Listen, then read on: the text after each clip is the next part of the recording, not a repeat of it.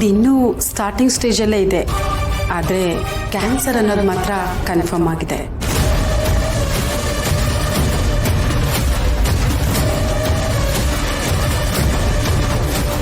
ಇಲ್ಲ, ಇದು ನಿಜ ಆಗಕ್ಕೆ ಸಾಧ್ಯ ಇಲ್ಲ ಡಾಕ್ಟರ್. ಇಲ್ಲ. ಭೂಮಿಕಾ ಅವರೇ, ಪ್ಲೀಸ್ ಕಾಮ್ ಡೌನ್. ಡಾಕ್ಟರ್, ಏನೋ ತಪ್ಪಾಗಿದೆ. ಇದು ಪಾಪ ಬೇರೆ ಯಾರ್ದೋ ರಿಪೋರ್ಟ್ಸು ಮಿಕ್ಸ್ ಆಗಿದೆ, ನನ್ನ ಹೆಸರಿಗೆ ಬಂದ್ಬಿಟ್ಟಿದೆ. ಹೀಗಾಗೋದಕ್ಕೆ ಸಾಧ್ಯನೇ ಇಲ್ಲ ಡಾಕ್ಟರ್. Not possible. ನೀವು ನೋಡಿ, ಬೇಕಾದರೆ ಇನ್ನೊಮ್ಮೆ ಟೆಸ್ಟ್ ಮಾಡಿ, ಬಯಾಪ್ಸಿ ಮಾಡಬೇಕಲ್ವಾ? ಆಗಲೇ ತಾನೇ ಕನ್ಫರ್ಮ್ ಆಗೋದು. ನೋಡಿ, ಎಷ್ಟು ಬೇಕಾದರೂ ಟೆಸ್ಟ್ ಮಾಡೋಣ, ಬಟ್ ಈ ರಿಪೋರ್ಟ್ ಸತ್ಯ ಆಗಕ್ಕೆ ಸಾಧ್ಯನೇ ಇಲ್ಲ ಡಾಕ್ಟರ್. Not possible. ಭೂಮಿಕಾ ಅವರೇ, please calm down. I understand. ಈಗ ನಿಮಗೆ ಈ ವಿಷಯನ ಒಪ್ಕೊಳ್ಳೋದು ಕಷ್ಟ ಆಗ್ಬೋದು, ಬಟ್ ಆಸ್ ಎ ಡಾಕ್ಟರ್ ಆಗಿ ನಾನು ನಿಮ್ಗೆ ಈ ವಿಷಯನ ಹೇಳಲೇಬೇಕು. ನೋಡಿ, ಒಂದು ಸಲ ಅಲ್ಲ, ನಾವು ಎರಡೆರಡು ಸಲ ಕನ್ಫರ್ಮ್ ಮಾಡ್ಕೊಂಡ್ಮೇಲೆ ಈ ವಿಷಯನ ನಿಮ್ಗೆ ಹೇಳ್ತಿರೋದು. ನೋಡಿ, ಇದರಲ್ಲಿ ಯಾವುದೇ ತಪ್ಪು ಇಲ್ಲ. ರಿಪೋರ್ಟ್ಸ್ ಹೇಳ್ತಿರೋದು ಕರೆಕ್ಟ್ ಆಗೇ ಇದೆ.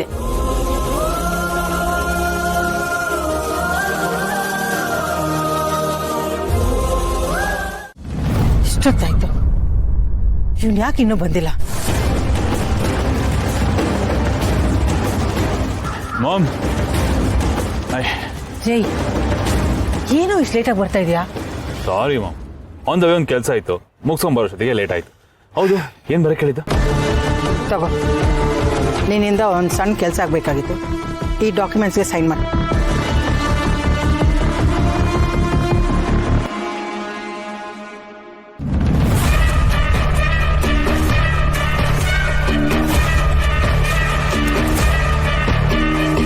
ಮಾಮ್, ಏನು ಮಾಮ್ ಇದು? ನೀನು ಯಾವ ಫೈಲ್ ಮೇಲೆ ಸೈನ್ ಮಾಡು ಅಂತ ಹೇಳ್ತಿದ್ಯಾ ಗೊತ್ತಾ? ಮಾಮ್, ಇದಿದೆ ಅನ್ನೋ ನಂಬಿಕೆ ಮೇಲೆ ನಾನು ಇಷ್ಟು ದಿನ ಸ್ವಲ್ಪನಾದ್ರೂ ಧೈರ್ಯವಾಗಿದ್ದೆ. ಇವಾಗ ಇದು ಸೈನ್ ಮಾಡಿಕೊಟ್ಟೆ ನಾನು ಕಂಟ್ರೋಲ್ ಎಲ್ಲ ಕಳ್ಕೊತೀನಿ ಮಾಮ್. ನಾನು ಸಾಧ್ಯನೇ ಇಲ್ಲ. ಜೈ, ನಾನು ನಿನ್ನನ್ನು ರಿಲೀಸ್ ಮಾಡ್ತಿದ್ದೀನ ಏನು ಹೇಳಿದ್ದು? ನಾನು ಹೇಳಿದ ಥರ ನೀನು ಕೇಳಬೇಕು ಅಂತಾನೆ. ನೋಡು, ನಾನು ಹೇಳಿದ ಥರ ನೀನು ಮಾಡಿದ್ರೆ ನಿನಗೇನು ಸಿಗಬೇಕೋ ಅದು ನೀರಿಗೆ ಸಿಗೋ ಥರ ನಾನು ಮಾಡ್ತೀನಿ. ಮಾಮ್, ನೀನು ಸಿಗೋ ತರ ಮಾಡ್ತಿಲ್ಲ, ನನಗೆ ಸಿಕ್ಕಿರೋದನ್ನು ಕಿತ್ತು ಅವ್ರ ಕೈ ಕೊಡ್ತಾ ಇದೆಯಾ? ಮಾಮ್, ನೀನೀಗ ಕಂಪ್ಲೀಟ್ ಆಗಿ ಅವ್ರ ಫೇವರ್ ಅಲ್ಲಿ ಇದೆಯಾ? ನೀನು ನನ್ನ ಪರ ಇದೆಯೋ ಅವ್ರ ಪರ ಇದೆಯೋ ಗೊತ್ತೇ ಆಗ್ತಾ ಇಲ್ಲ ನನಗೆ. ನೋಡಿ ಜೈ, ನಾನು ಇದೆಲ್ಲ ಮಾಡ್ತಾ ಇರೋದು ನಿನ್ನ ಒಳ್ಳೇದಕ್ಕೆ. ನೀನು ಸೈನ್ ಮಾಡಿದ್ದನ್ನ ಗೌತಮಿಗೆ ತಗೊಂಡೋಗಿ ಕೊಟ್ಟು ನಿನ್ನ ಮೇಲೆ ಸಾಫ್ಟ್ ಕಾರ್ನರ್ ಬರೋ ಥರ ನಾನು ಮಾತಾಡ್ತೀನೋ? ಮೊದಲು ಈ ಅಲ್ದಾಡೋದನ್ನೆಲ್ಲ ಬಿಟ್ಟು ಮನೆಗೆ ಬಂದು ಸೇರ್ಕೊ. ನಾನು ಆ ಮನೆಗೆ ಚಾನ್ಸೇ ಇಲ್ಲ. ಅವ್ನು ಏನ್ ಮಾಡಿದ ಅಂತ ಗೊತ್ತು ತಾನೆ ನಿನಗೆ? ನಾನು ಇರೋದನ್ನೆಲ್ಲ ಕಿತ್ಕೊಂಡು ಕತ್ತಿಡ್ದು ಬೀದಿಗೆ ತಳ್ಳಿ ಅವಮಾನ ಮಾಡ್ದವನು ಅವನನ್ನ ಮನೆ ಒಳಗಡೆ ಸೇರ್ಸ್ಕೊಂಡ್ರೆ ನಾನು ಬಂದ್ಬಿಡ್ತೀನ? ಬರಲ್ಲ ಮಾಮ್. ನೋಡು, ನಾನು ಏನೋ ಒಂದು ಮಾಡ್ತೀನಿ ಅಂತ ಅಂದ್ಕೊಂಡ್ರೆ ಅದು ಹಾಗೇ ಆಗತ್ತೆ. ನನ್ನ ಪ್ಲಾನ್ಸ್ ಎಲ್ಲ ಬಿಡಿಸಿ ನಿನ್ನ ಹತ್ರ ಹೇಳಕ್ಕೆ ನನ್ನ ಹತ್ರ ಟೈಮ್ ಇಲ್ಲ ಕಣೋ. ಸುಮ್ಮನೆ ಸೈನ್ ಮಾಡು, ಅರ್ಥ ಮಾಡ್ಕೋ. ನೀನು ನಾನು ಹೇಳ್ದಂಗೆ ಕೇಳಿದ್ರೆ ನೀನು ಮನೆ ಒಳಗೆ ಸೇರೋ ಹಾಗೆ ಮಾಡೋದು ನನ್ನ ಜವಾಬ್ದಾರಿ. ನೋಡು, ಯಾವಾಗ ಏನು ಮಾಡಬೇಕು ಅಂತ ನನಗೆ ಚೆನ್ನಾಗಿ ಗೊತ್ತು. ಸುಮ್ಮನೆ ಸೈನ್ ಮಾಡು. ನೀನು ಇವಾಗ ಹೇಳಿದೆ ಅಂತ ನಾನು ಸೈನ್ ಮಾಡಿ ಕೊಟ್ಬಿಟ್ರೆ ನಾನು ಸೋತೆ ಅಂತ ಲೆಕ್ಕ. ಬರೋ ಅಲ್ಪ ಸ್ವಲ್ಪ ದುಡ್ಡನ್ನು ಕಳ್ಕೋಬೇಕಾಗುತ್ತೆ. ಕರ್ಮ ದಡ್ಡ ಕಣೋ ನೀನು. ಇಡೀ ಸಾಮ್ರಾಜ್ಯನೇ ನಿನಗೆ ಕೊಡಿಸ್ಬೇಕು ಅಂತ ಅನ್ಕೊಂಡ್ರೆ ಜುಚುಬಿ ದುಡ್ಡಿಗೆ ಆಸೆ ಪಡ್ತಾ ಇದೆಯಲ್ಲ. ಗೌತಮ್ನ ಯೂಸ್ ಮಾಡಿಕೊಂಡು ಇಡೀ ಸಾಮ್ರಾಜ್ಯನ ಉಳಿಸ್ಕೊಂಡಿದ್ದು ಯಾಕೆ ಅಂತ ಅನ್ಕೊಂಡಿದ್ಯಾ? ಯಾಕೆ? ಎಲ್ಲ ನಿನಗೆ ಕೊಡೋದಿಕ್ಕೆ. ಅದಕ್ಕಿಂತ ಮೊದಲು ನೀನು ಆ ಮನೆಗೆ ಸೇರ್ಬೇಕು. ಗೌತಮ್ ಮತ್ತೆ ನಿನ್ನ ಮಧ್ಯೆ ಇರೋ ಮಿಸ್ಅಂಡರ್ಸ್ಟ್ಯಾಂಡಿಂಗ್ ಕ್ಲಿಯರ್ ಆಗಬೇಕು. ಅವನಿಗೆ ನಿನ್ನ ಮೇಲಿರೋ ಅಭಿಪ್ರಾಯ ಬದಲಾಗಬೇಕು. ಅರ್ಥ ಮಾಡ್ಕೊಳ್ಳೋ. ಸುಸ್ತು ಜಾಸ್ತಿ ಇರುತ್ತೆ, ಹಾಗೆ ತೂಕ ಕೂಡ ಕಮ್ಮಿ ಆಗುತ್ತೆ. ಹೋಗ್ತಾ ಹೋಗ್ತಾ ಸ್ವೆಲ್ಲಿಂಗ್ ಜಾಸ್ತಿ ಆಗುತ್ತೆ, ಕೂದಲು ಉದುರುತ್ತೆ, ಹಾಗೇನೆ ಸ್ಕಿನ್ನಲ್ಲಿ ಕೂಡ ತುಂಬ ಚೇಂಜಸ್ ಆಗ್ತಾ ಹೋಗುತ್ತೆ.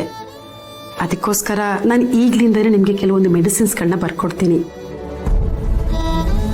ನಾನು ಆಗಲೇ ಹೇಳ್ದಾಗೆ ನಾನು ಕೊಡೋ ಮೆಡಿಸಿನ್ ನಿಮ್ಮ ಕಾಯಿಲೆನ ಗುಣ ಮಾಡಲ್ಲ.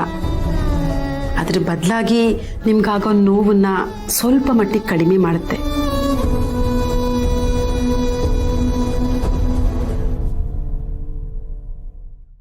ನನ್ನ ಹತ್ರ ಎಷ್ಟು ಟೈಮ್ ಇದೆ?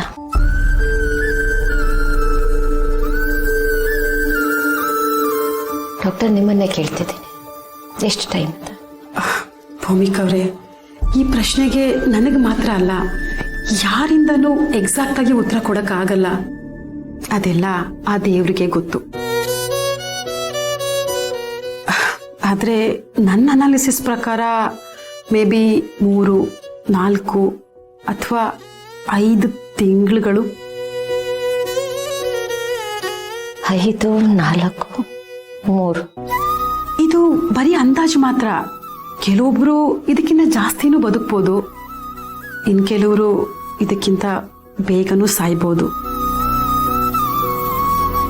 ಆದ್ರೆ ಈಗಲೇ ನಿಮ್ಮ ಮನೆಯವ್ರ ಹತ್ರ ಈ ವಿಷಯನ ಕೂತು ಮಾತಾಡೋದು ಉತ್ತಮ. ಭೂಮಿಕಾ ಅವರೇ,